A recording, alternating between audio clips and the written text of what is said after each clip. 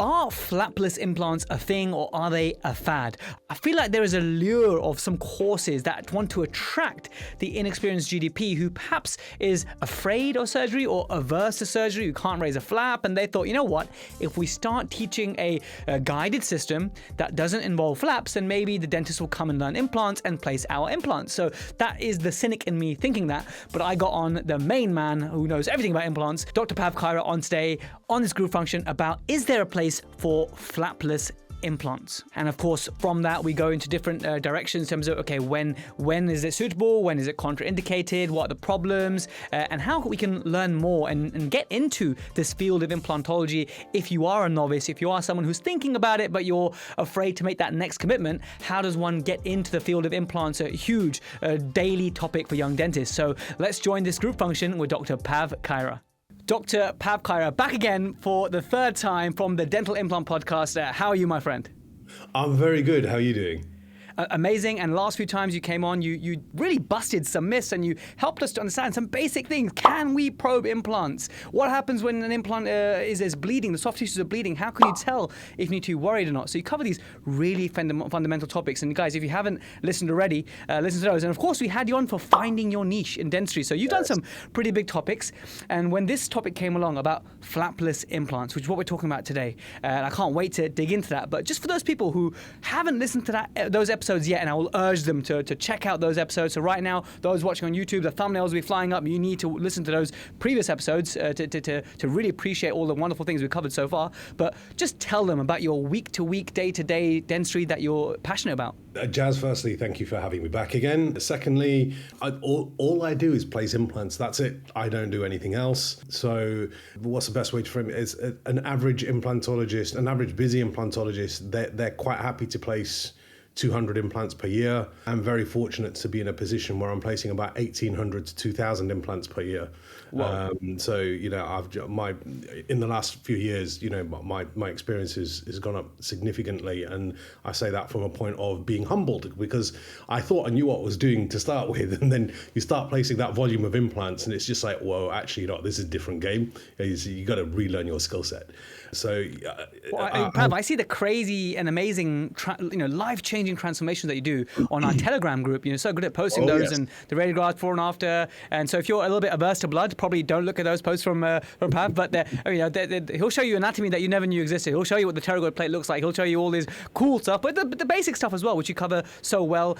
So it's been great on the Telegram group to see your cases. Yeah, I mean, you've seen some of my zygomatic implant cases. You've seen some other cases where patients have been in dentures for 40 years, there's no bone left, and we have to think outside of the box a little bit. And we showed you that case where the mandible had atrophied, where it was only 11 millimeters in height, and we were placing 10 millimeter implants. So I get to see some crazy stuff now and again. And again, it's just transforming people's lives. It's just, you can't put a figure on it. It's just amazing. It's fantastic.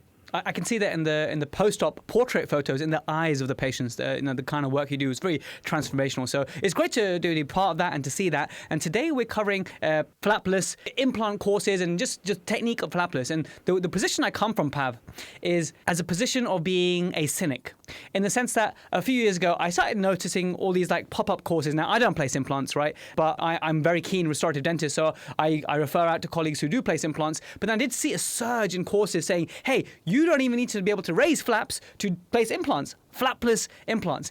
And I'm thinking, my worry, Pav, was, are these courses being set up because they recognize that dentists who don't raise flaps, who can't raise flaps, this will be an easy lure to get them in to implants?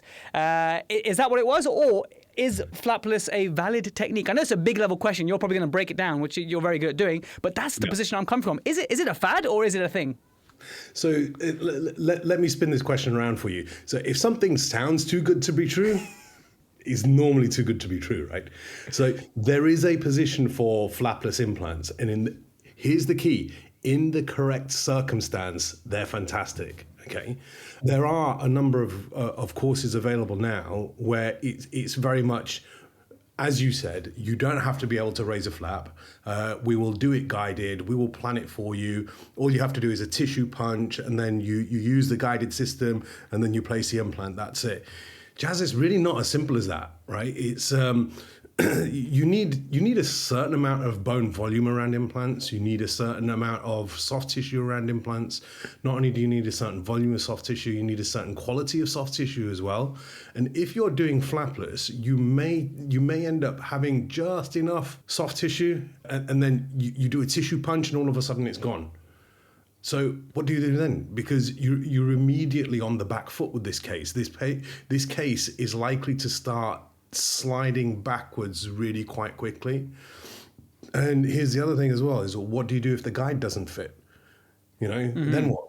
There's a saying, when you get into that implant ecosystem, when you get into that implantology world, once you start doing a number of cases, everybody says the same thing. Guided surgery is great. Okay, it's really, really good. It's got a great position in implantology, but you should not be using guides unless you can place freehand. Because what happens when your guide doesn't fit, you're then relying on what's in between your ears, and you're relying on your hands. See, as a non-placing dentist, I didn't even occur to me that you can put just obviously it's acrylic and whatnot, so there's a chance it might not fit, or a chance that the measurements are skewed or whatnot, and so it makes sense to me now thinking as a restorative dentist. But you're right, if that doesn't fit, then your whole plan is gone, and therefore you need to be able to pivot onto a plan B or a plan C, which is where I guess you need to have the knowledge and skills beyond just this one way of doing it. So I guess my next question is, what percentage of implants do you place that are flapless? And maybe because you're different, what percentage of implants do you think are amenable to flapless technique? I'd say about 10%, which is quite low. And the reason for that is quite simple. Is there's really good data nowadays that you need a good band of keratinized tissue around implants. But in addition to the good band of keratinized tissue, it needs to be about 2.5 millimeters thick. And in a lot of areas, particularly in the mandible, there isn't enough soft tissue height in order to achieve that 2 to 2.5 millimeters. Okay, then it goes back to what we were saying a few minutes ago. If you do a tissue punch, whatever was there, all of a sudden you've gotten rid of. So when you don't have enough tissue, there are a number of tricks that you can use to increase the thickness of the tissue, but you can't do that with guided surgery. Now, you won't have any significant problems with it in the short term. In the short term, it's going to be fine because you're like, wow, this is easy. What is everybody complaining about? All you do is tissue punch, place the implant, and put it in through the guide. That's it. But what happens, Jazz, is over a period of time, let's say it's the medium term that you start to develop problems, right? So probably about 3, 4, 5 years down the line, that's when you start to get the early stages of kind of like peri-implantitis, and you're getting it for no other reason than you don't have enough soft tissue around it. Now by that you mean like a cuff of keratinized tissue? Cuff of keratinized tissue, yeah. So you need a cuff of keratinized tissue, but it needs to be about 2.5 millimeters thick. Now there are so many factors involved in this, right? It's down to the restorative material that you use. It's how you do your osteotomy. It's how long you wait for it to heal. It's how you deal with the connection. It's how your lab work is processed. It's how your lab work's cleaned. It's how everything's fit together when it comes back from the lab. There's many factors that are involved in this, but a very big factor is good quality and good thickness of soft tissue. And without that good quality and good thickness of soft tissue, which you can't always achieve with flapless, is you're starting to ice skate uphill, and it's going to go south. So when I see people out there where they turn around and say, oh, just do everything flapless, it's not the right approach. Now, as you can appreciate, when you do an immediate placement, quite often that is flapless, but it's still a different skill set. And perhaps just because of the, some students or younger dentists who, just new to the term of immediate placement, I know for you it's something that you're very familiar with. Define immediate. So immediate is basically take the tooth out and put the implant in straight away.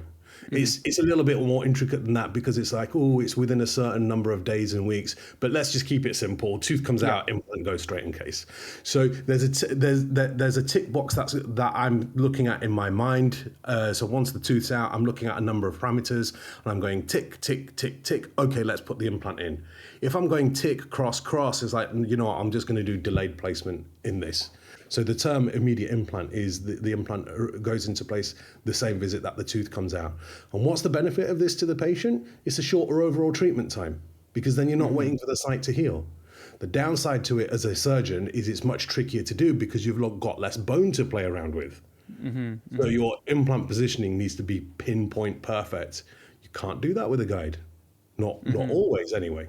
And so in those cases where you do immediate, what percentage of your cases do you think, maybe not your cases, but because I know you do so much varied work, but the average GDP, what percentage of their cases do you think they're able to do as an immediate technique? I think an immediate, so the immediate technique is not actually an easy technique to do. It's quite advanced. So I always say to the people that I'm mentoring, the people that I'm teaching, is just start off taking teeth out, wait for it to heal, and then put it in. As your skills start to expand, then you start to do immediate implants, because what you're going to notice, as soon as you start immediate implants, your failure rate is going to spike because you're not used to doing it. But like everything, persist. This is something we've spoken about before, building muscle memory, okay? Is you persist with it, keep learning, it's a new technique, and eventually your failure rate will start to come down, your success rate will go up. So how many cases do I think the average GDP could probably do immediate placements? Probably about 40%, 50%. Oh, wow. So once they built, once they got their first dozen cases under their belt, and they waited for the correct healing and followed the protocols that are a bit more basic, and then they start pushing their boundaries a bit. And then eventually, once you have a lot more experience, you think about 40% of implant techniques are probably suitable or meet the criteria for immediate placement. Fascinating. Yeah, absolutely. So, I mean, my immediate placement is much, much higher. I probably push to about 90%. But then I know how to deal with cases where, the textbooks say, oh, it's not suitable for an immediate placement. But I know techniques where you can really quite predictably do an immediate placement. Do you always get it right? No, that's the nature of what we do. But that's true in every single field. But again, it comes back to just a stepwise progression in your skill set and your career and your understanding and your knowledge. We all started as novices. There was one point in my career, I was just like, I am never going to place an implant in my life. I hate surgery. And here I am. My day doesn't start until I cut somebody open and they start bleeding. So it's been a fantastic journey for me. Yeah, I always knew you when I was like a dental student. I was like early years, and you were like the occlusion, restoratives, TMD, splint guy. And I've seen you. You did the masters, and you've been on all these courses around the world. I've seen you. I've been following your progress, and now the volume of implants you're doing, it's just been you really leaned in, gone in. As we discussed in that episode about finding your niche and how you really went all in on it. And hats off to you, and lots of admiration for that. So I think it's a great example to anyone who really wants to commit to one field. But let's say a young dentist wants to, as we do, at some stage we have to then consider, is implant dentistry for me? And we realize that, okay, undergraduates, you can barely place a crown yet, let alone think about implants. So once you've got your basics, your fundamentals, where does the basics of surgery come into it, Pav, you think? Because I now am happy to raise a flap. Yeah, my flaps aren't brilliant compared to an oral surgeon, but for a GDP, they're pretty good, I think. And I can section elevate, so I'm very comfortable with that. I'm happy to even post videos of that, which I do on YouTube, so I don't worry about that. I am now in a position where if I want to do implants, the surgical bit doesn't worry me or scare me like it did maybe 4 years ago. So if you're that young dentist who is considering implants, what advice would you give to them? Would you say go down the path of go on an oral surgery course first, learn how to take out teeth, learn how to raise flaps, lift periosteum, suturing, and then go an implant course, or go on the implant course where you might then learn those surgical skills as well? So the answer to that is either or. You can do either or. Probably the easiest way to do it is to get some surgical experience first. But I know plenty of people who've gotten into implants and they've just learnt the surgery as they're going along. Here's the key. Make sure you have a damn good mentor to show you how to do it properly, okay? So unfortunately, I have a couple of people that I was mentoring, and I stopped mentoring them because they weren't following instruction. Right. And I was saying to them that this is, so what we do in implantology, whilst the core skills are the same, how you execute it can be slightly different depending on the case. So periodontal surgery is not the same as implant surgery, is not the same as oral surgery, although the basic tools may be the same, because your designed outcomes are different. right? So you're executing treatment based upon what your desired outcome is. So what I always say is that, look, if you want to get into implants, don't let anything stop you, but understand it's not you do a quick course and then that's it, you can do everything. So right, here's a mistake that I made when I was younger, right? Is when I did my first implant course, and this is one where you go for 1 day a month for 12 months, right? Is the guy who's teaching me used to do a lot of all on four. And what I used to do is I used to go to his practice, I used to sedate his patients because I wanted to do all on four. Because as you're learning implants, you think, wow, this is the sexy stuff. This is the amazing pinnacle. Stuff. This is the pinnacle. And then you start doing all on four and you realize it's not the pinnacle, not even remotely. And not only that, but it's not as easy as what it looks like as well. There are some people out there who make it look easy, right? And so this is the mistake. My third solo implant my case by myself without a mentor, I decided to do upper and lower all on four because I'd seen it 15, 20 times. I was like, that looks easy. And can I just point out to everyone who doesn't know Pav, I know Pav a little bit better than someone who might be listening. And I know that Pav's the kind of guy who in his first year at dental school, he was like, he did a full mouth rehab, right? And I know your story. So like, Pav is really good at, he's a massive geek, huge amount of knowledge, and he is, not afraid to implement. So that doesn't surprise me one bit. Yeah. And the deal that I came up to with the patient, because I said to the patient, I said, look, I've done an implant course. I haven't placed many implants, but because she couldn't afford the treatment. And I said to her, I'll do the treatment at cost for you, which was £7,000. Now the treatment was supposed to cost £36,000. So for her, it was an insane discount. So I did the treatment and it went wrong. And I didn't know how to fix the case. And I had to then ask a mate of mine to come in and fix it. And he was like, fine, I don't mind doing it. It's going to cost you £32,000. So I had to pay that out of my own pocket to fix that. Wow. Yeah. Well, you did right by the patient, and I admire and respect you for doing that because you have to. When that kind of stuff happens, but the lesson you learned there was you need you need that mentorship for those early cases, right? Yeah. So and this goes back to what I was saying is with the right mentor and with the right person just guiding you, they should be able to actually make the process really easy. Because to be honest, is if you've got let's say an upper 5 or an upper 6, an upper first molar in a healed site where there's plenty of bone, right? Is in those cases, they're the ideal cases. They're out of the smile line. There's normally plenty of bone. It's really easy in those cases to teach implants because it's just like, right, we'll show you how to do this. And what happens is 4 or 5 cases in, you start to pick up the nuances of it, like how to hold the blade, which blades to use, and your instruments are important as well, right? A lot of people are using the wrong instruments, and if they're using wrong instruments, I had a mentoring with a gentleman. I did virtual mentoring with a gentleman from the States, and he was having a lot of problems because his kit was old and worn. And I said to him, first thing you need to do is buy a brand new kit. And he bought a brand new kit. I told him exactly what to get. Half of his problems went away just with decent instruments. All of these things play a factor. All of these things play a role, but you don't understand it until somebody shows you.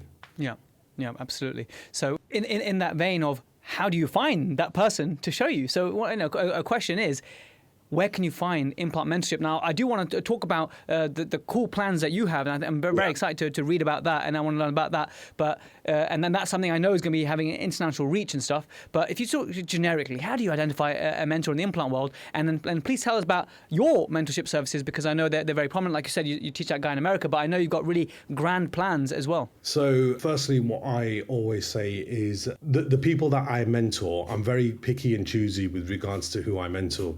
So I'm not, I don't get on well with people who kind of like want a cookbook approach. I like people who think and want to be challenged and are prepared to put in the work, because that's exactly how I was when I was younger.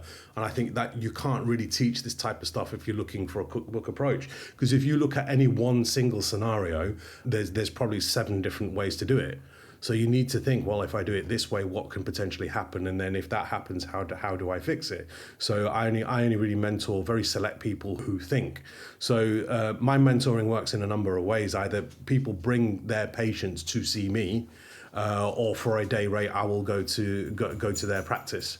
But it's easier for them to bring their patients to me, because for me to get a day in my diary is we're booking a few months ahead. But it's those are the most common ways, because I know a few of my colleagues who've gone down the implant path and they've done very well. But in the early days, from memory, they pretty much made not much money on the first few cases, because all that money was going to the mentor. But the experience they were getting was worth it, because then 5 years later they can do those cases and much more complex with the experience and knowledge that they gained, right? So what ends up happening is you pay to learn in one fashion or another. This is something we've said before, right? Is you either pay your mentor to show you how to do it, and when you do it that way, you'll avoid most of the pitfalls, okay? Or you don't pay your mentor, you have things go wrong, and then you've got to pay out of your own pocket. Of those two scenarios, one leads to a happy patient and another one leads to an unhappy patient. Well and said. having to pay out of your own pocket for an unhappy patient, it's really not worth it. And the issue is as well, Jazz, is there's a lot of times that people want you to think it's easy and it's cheap getting into implants. It's not. Like everything, it's a journey, right? You're not going to do a 2-day course on endo and be as good as what a specialist is. You're not going to do a 6-day certificate in perio and be able to do what a periodontist can, right? But nobody was born with these skills. It's all learned, it's all trained, it's all mentored. So if you're prepared to put in the work, if you're prepared to execute the steps properly, everything can be taught. Absolutely everything can be taught. And then going back to what we said before, is a lot of dentists it's just a matter of approaching people for mentorship. Is unfortunately there's a lot of people who don't want to. It's just like, no. And then there's other people like, yeah, fantastic, come. And sometimes the best way to start the mentoring is start the restorative process first. And for a busy implant practice, they love it when you want to restore. Because as an implant surgeon, I do the restorative as well, but I'd rather not, because you end up just preferring. I hear that all the time from surgeons. It's part and parcel. Do it really quite happily, but it'd be better if I was just placing so if you went to like your local implant center and approach them, can you train me? Can you show me how to do restorations? And then you get proficient at that. And then what happens is once you understand how to restore, you'll understand how the surgical feeds into that. And then what you do is you ask them whether, if you do a course, they'll mentor you for some cases as well. It's just reaching out to enough people and making sure that you're happy with the quality of what they're doing as well. And that's the issue, is as a novice, it's hard for you to gauge what's an appropriate standard. But I love that tip you gave. So I think any dentist listening in the world right now, if you identify the person you probably referred to already, and they probably have the same problem as you, Pav, in that they're so proficient at their surgery and they really learn all these techniques to develop their surgery, but then the restorative is like, okay, fine, I'll do it, but like I wish there was someone who I could just give this to. So that's a great stepping stone. The other things that we covered is it's good to have some basic surgical skills, but if you don't, then find the implant course or mentorship, which has been the key theme for all the episodes that we covered. But mentorship is what's going to save you from those expensive mistakes, and I appreciate you sharing your expensive mistake and how mentorship, and perhaps too soon you started to go solo. So with that in mind, please let us know, because I know you've got something pretty exciting coming. I'd love for you to share with the Protrusive in terms of a course, a structured course that's going to have some a graded system and approval from the higher powers in terms of this being, I mean, that takes a lot of work, what you're doing. I appreciate that. But to actually make a curriculum, huge. Oh, no, absolutely. Yeah, so it's, I've taken everything that I've learned from my MClin Dent in implantology, all of my mistakes, all of the courses that I've been on, because you end up with problems in implant dentistry. And you go, oh, I'll go on that course. It'll teach me everything that I need to know to resolve that problem. But it won't teach you everything. It might reduce your problems by 20%. And then you've got to go on another course, on another course, and another course. And I've just taken all of that and I've put it into a structured program, which I'm actually going to release online. And it's going to be modular. So there will be a basic module, there'll be an intermediate module, and then there'll be a mastery level module as well. And my aim is to take all of my knowledge that I have up here, cut through the marketing BS that there's a lot of, not just in implant dentistry, but across dentistry as a broad. There's a lot of, oh, well, if you use this, it will make everything 1% better. And all of a sudden that 1% is so I'm cutting through all of that. And I want to give all of my knowledge that I've gained over the years in a succinct course as possible. And the reason why this is important for me is it actually goes back to a promise that I made myself for my grandfather, because I was very close to my grandfather as I was growing up, and in his later years I'd qualified as a dentist, and I mean he lived into his 90s, but I remember a phone call that he said to me. He asked me, he said, "Son," he said, "if I come out to see you, can you give me fixed teeth?" And this was before I was placing implants, and I said to him, "No, I don't know how to do that." And he went quiet because he got upset. And then when he spoke, I could hear that the hope had just gone from him. And that's when he told me something, which even to this day makes me upset, is he turned around and said to me, he said, "I can't eat with the family." He said, "I've got to take my food into my room because I can't wear my dentures. I take them out and eat by myself." And he said, "I'm so embarrassed about taking my teeth out." He said, "That's why I asked you if you can give me fixed teeth." So I never got to help him, but I made a promise that I would help as many people as what I possibly can. So for me, that promise is helping patients directly, but also helping patients indirectly. How do I help patients indirectly? Well, that's easy. I train other dentists how to do implants as well. And for me, I do that all of in his memory. And I can't do that by withholding information that's up here. I can't do it. Okay, well, we'll do a little bit of a course because, I only want you to do the easy stuff because I want the referrals. I have to give 100%. So this has been my philosophy when I've been building this course. I really, really want to make this an absolutely phenomenal course.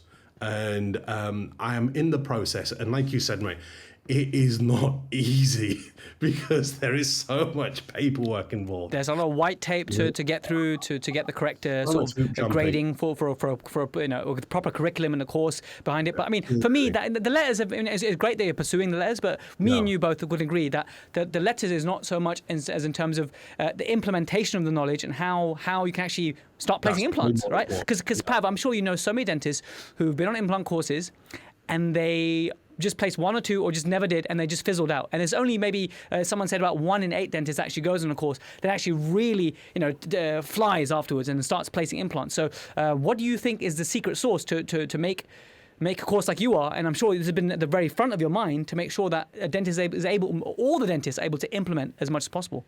So I think the secret sauce is building real confidence and making sure that you're exposed to enough surgery so that you can actually build that confidence. So for me, a big issue is a lot of the information that's given in courses is not succinct. It's a bit wishy-washy, and a lot of people come out confused at the end of it.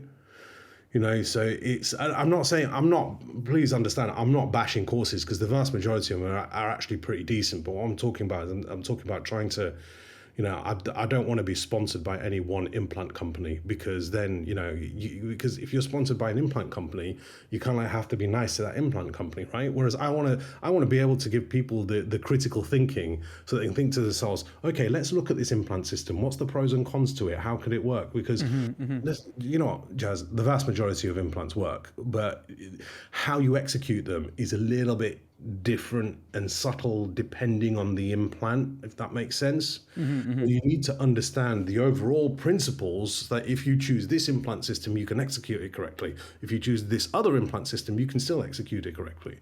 And that comes from knowledge. And that's, again, that's the reason why I want to give as much information as what I possibly can in this course, which I'm aiming to get EduQual verified.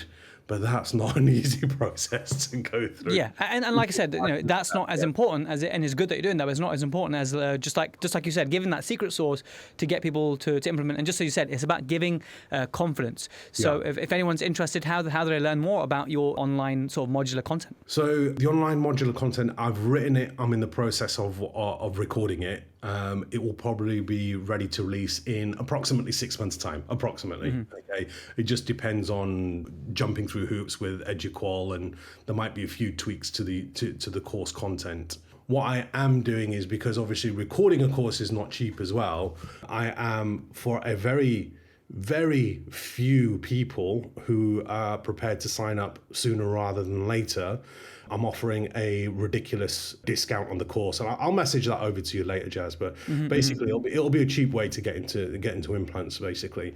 And the proviso is really simple: is you pay now, which allows me to record and edit the videos, and you just wait a few months for the videos to come out. Because once those videos are going to come out, then there's not going to be any discounts after that, because I know what I've got is going to be good.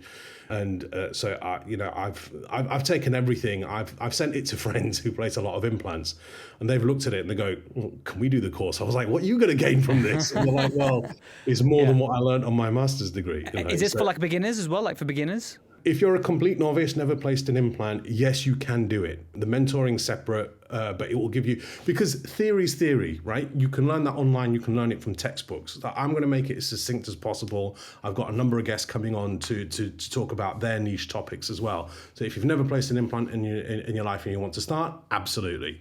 If you're already placing implants and you want to up your game, it'll also be suitable for you.